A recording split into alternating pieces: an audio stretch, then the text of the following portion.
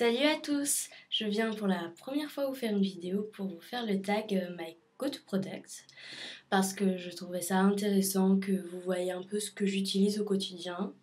Donc je pense que tout le monde connaît le principe de ce tag parce qu'il est relativement vieux maintenant. Donc c'est de donner les produits qu'on utilise quand on ne sait pas quoi utiliser d'autre en fait. Donc comme moi ça m'arrive souvent d'être un peu pressée et de ne pas savoir quoi utiliser, je pense que je vais avoir de quoi vous parler. Donc la première chose, c'est la base de teint.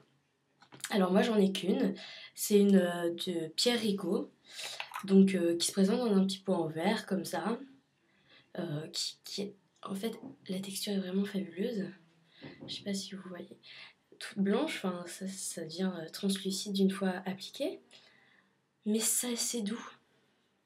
Enfin c'est la seule que j'ai, j'en ai pas testé d'autres, donc... Mais bon, je l'utilise vraiment quand je veux que mon teint tienne très bien, que je sais que je vais avoir une grosse journée, quand il fait vraiment très chaud. Sinon, je fais souvent la passe. Ensuite, mon fond de teint. Alors moi, j'utilise un fond de teint poudre parce que je trouve ça plus pratique, parce que je préfère tout simplement la texture sur ma peau. Donc, c'est un Chanel et j'ai le mat lumière de Chanel. Voilà. Donc, le mat lumière fluide et très connu, donc il se présente comme ça dans un petit boîtier. Hop, coucou.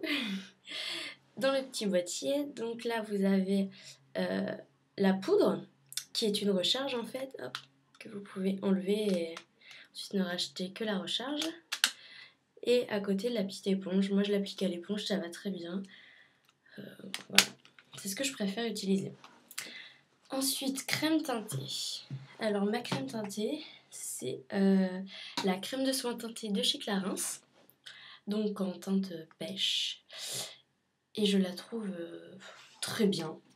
Le seul petit problème, c'est que j'ai tendance à briller vraiment avec. Donc forcément, moi qui ai l'habitude à un fond de teint compact, poudre, j'ai pas ce problème-là habituellement.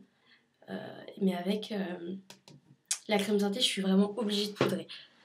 Et en parlant des poudres donc, transition, la poudre que j'utilise, c'est la Complexion Perfection de chez ELF, très connue. Hop, voilà, tout le monde connaît les 4 couleurs. Bon, j'ai jamais vraiment constaté un effet neutralisant des rougeurs, etc. Mais cela dit, elle me convient très bien. La texture est très fine. Étant donné que je ne poudre pas mon fond de teint, je l'utilise uniquement pour la crème teintée. Ça me convient très bien. Ensuite, en bronzer. Alors, mon bronzer, j'ai celui de la Leopard Love Palette de Too Faced. Alors, voici à l'intérieur, c'est vraiment magnifique. Donc mon bronzer, c'est celui-ci. Voilà. Je sais pas si vous allez bien voir. Donc c'est le Peach Leopard. Je sais qu'ils vendent séparément. J'avais eu cette palette là sur Asos.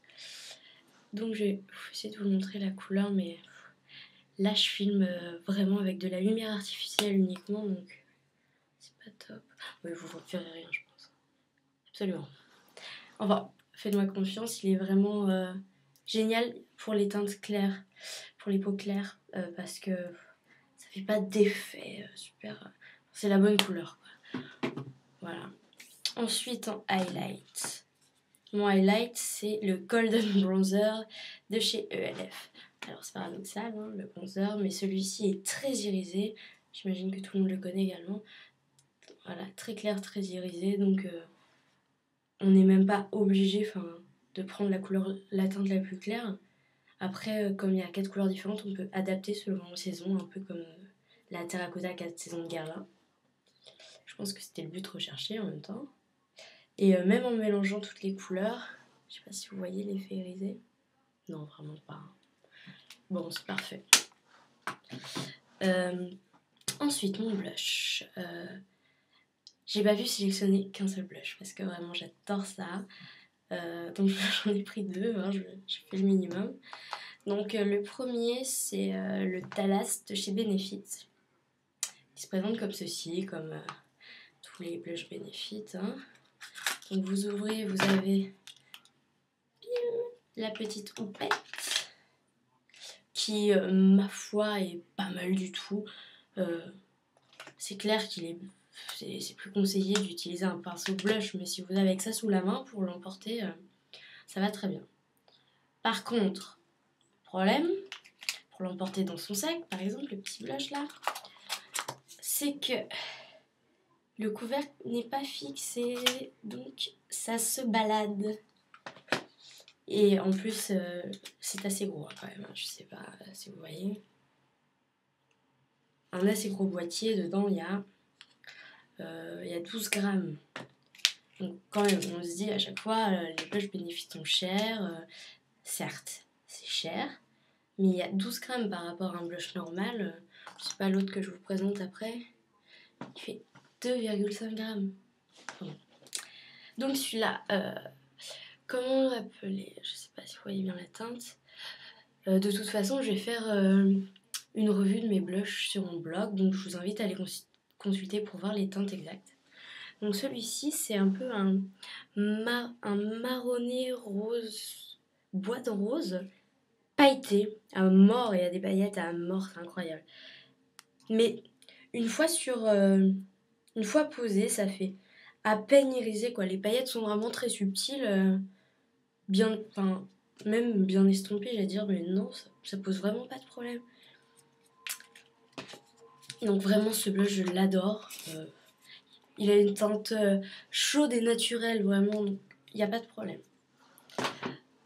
Le deuxième, donc celui dont je vous parlais, c'est un petit bourgeois. Donc de la collection Paris, packaging trop mignon. Et c'est le rose de jaspe. Je sais pas pourquoi je vous montre. Alors, donc là le boîtier est vraiment petit, je vous ai dit 2,5 grammes, hein, tout de suite.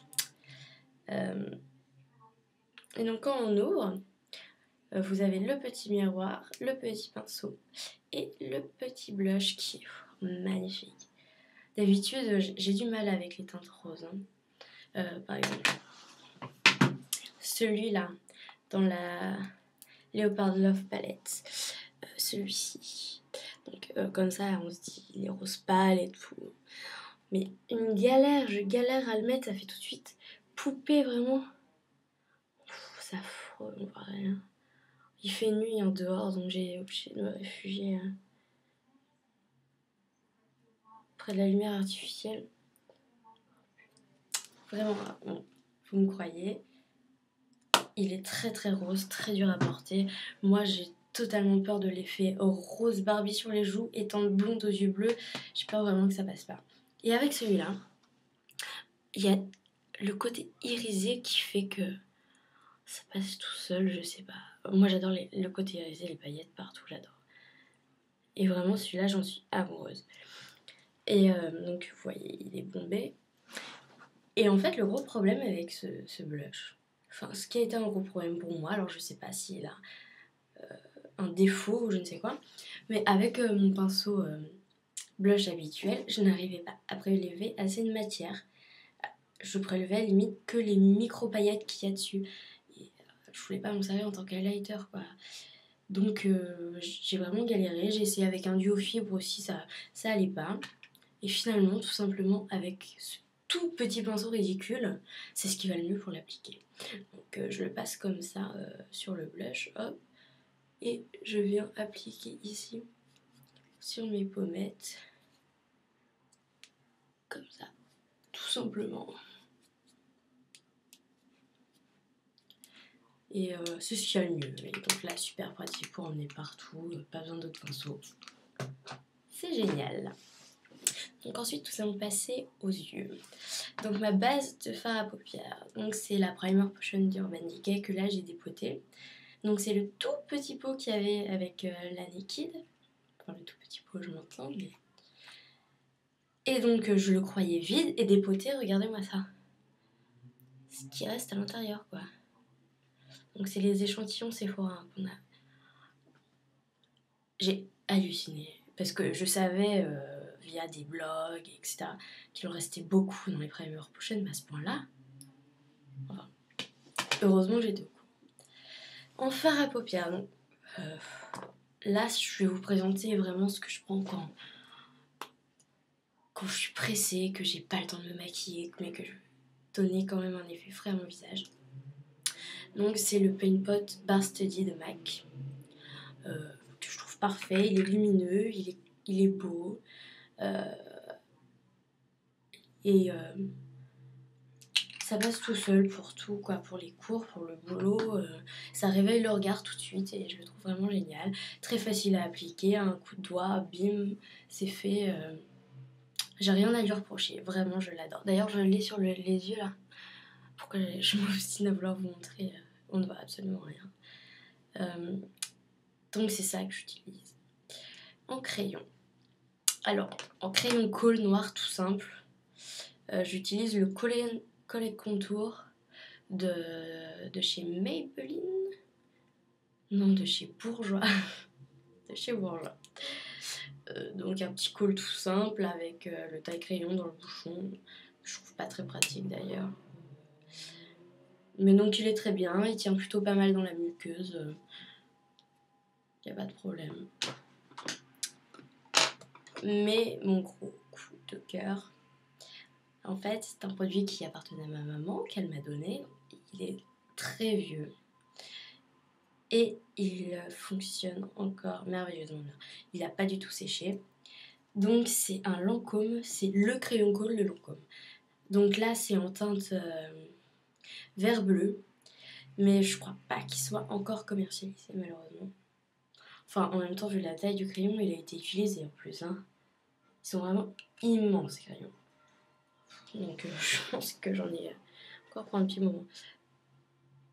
Donc là, le trait est tout fin, mais la couleur est vraiment très belle. Ça tient aussi bien dans la muqueuse. Moi, ce que j'aime faire, c'est un maquillage tout simple, limite avec Barstelier de MAC, et le mettre en ras de cils. Je pensais vraiment que cette couleur, à la base, bleu-vert, comme ça, avec mes yeux bleus, ça allait pas le faire. Et finalement, j'en ai un gris, j'en ai un bleu électrique. C'est celui-là qui fait le plus ressortir mes yeux. Donc, il est tombé, je vais le laisser par terre.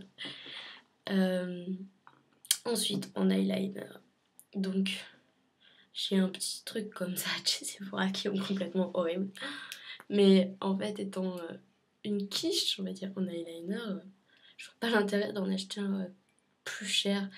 Mais en même temps, je me dis que c'est peut-être à cause de cette merde que j'y arrive pas. Donc, vous voyez la pinte toute fine comme ça, assez fluffy ou quand même. Donc j'ai ça, mais sinon quand je veux me faire un trait comme ça, j'utilise mon col noir en trait d'eyeliner, ça va très bien. Ensuite, mascara. Donc en ce moment, j'utilise le volume million de cils de chez L'Oréal, donc très connu. Et j'aime beaucoup la brosse, vraiment. Hop. Comme ça. Vraiment, elle est parfaite. Ensuite, en baume à lèvres. Alors j'en ai deux à vous présenter. Donc j'ai le Bauméos. Donc celui-là c'est sorbet fraise. Donc ce qui m'a le plus déçu en fait, c'est l'odeur qui est assez plastique. Enfin, bon, le packaging est super, mais dans le sac ça tient très bien. Enfin, moi j'ai des gros sacs donc ça prend pas trop de place. Et il hydrate vraiment et c'est ce que j'utilise en journée. Et j'étais vraiment satisfaite d'un petit baume comme ça qui hydrate vraiment mes lèvres. Et pour la nuit, l'incontournable Rêve de miel de Nuxe. Donc alors ce baume, ça a fait un buzz. Et après c'est retombé complètement. Tout le monde l'a dénigré. Et moi je suis restée inconditionnelle. J'adore, ça fait 6 mois que je l'ai, j'en suis encore à la moitié. J'en utilise tous les soirs. J'ai les lèvres très hydratées avec. Je le rachèterai sans aucune hésitation. Et en rouge à lèvres, alors c'est dur de choisir, mais je vais vous montrer celui que j'utilise le plus. C'est un rouge coco Mademoiselle. C'est la teinte numéro 05. En fait, c'est la teinte de mes lèvres en un petit peu plus foncé. Et surtout en beaucoup plus beau. Et très hydratant, agréable à porter. c'est un investissement quand même, hein, on va dire un rouge à lèvres de marque comme ça. On est d'accord, on va pas se faire toute la collection de Chanel, Yves Saint Laurent et Guerlain, etc. Mais vraiment, ça, le prix est justifié, clairement. Donc voilà mes go-to products. J'espère que ça vous aura plu. C'est pas facile de faire une première vidéo. En tout cas, je vous dis à très vite sur le blog d'Arlette Diaries.